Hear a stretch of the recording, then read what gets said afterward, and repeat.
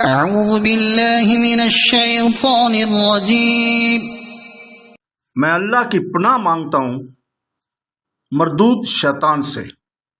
بسم اللہ الرحمن الرحیم۔ شروع اللہ کے نام سے جو بڑا مہربان نہایت رحم والا ہے۔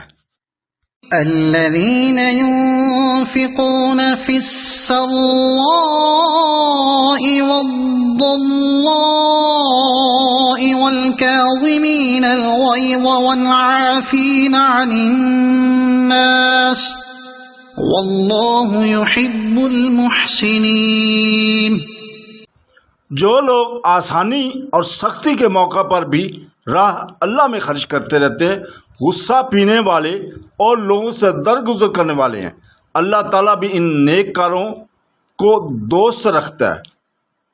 اس آیت میں 134 میں اللہ تعالیٰ فرماتا ہے کہ پھر اللہ تعالیٰ اہل جنت کا وصف بیان فرماتا ہے کہ وہ سختی میں اور آسانی میں، خوشی میں اور نمی میں، تندرستی میں اور بیماری میں، غرض ہر حال میں راہ اللہ اپنا مال خرچ کرتے رہتے ہیں۔ جیسے اور جگہ ہے کہ یعنی وہ لوگ دن رات چھپے کھلے خرچ کرتے رہتے ہیں، کوئی امر انہیں اللہ تعالیٰ کی اطاعت سے باز نہیں رکھ سکتا، اس کے مخلوق پر اس کے حکم سے آسان کرتے رہتے ہیں۔ یہ غصے کو پی جانے والے اور لوگوں کی برائیوں سے درگزر کرنے والے ہیں۔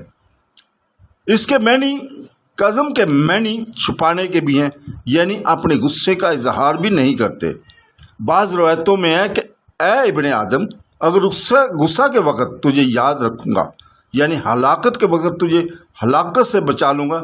ابن ابی طاعتم اور حدیث میں ہے، رسول پاک صلی اللہ علیہ وسلم فرماتے ہیں جو شخص اپنے غصہ روک لے اللہ تعالیٰ اس پر سے اپنے عذاب ہٹا لیتا ہے، اور جو بھی اپنی زبان خلاف شرع باتوں سے روک لے اللہ تعالیٰ اس کی پردہ پوشی کرے گا، اور جو شخص اللہ تعالیٰ کی طرف معذرت لے جائے اللہ تعالیٰ اس کا عذر قبول فرماتا ہے۔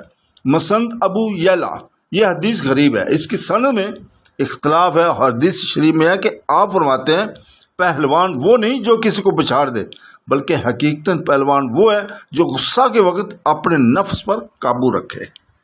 صدق اللہ العظیم۔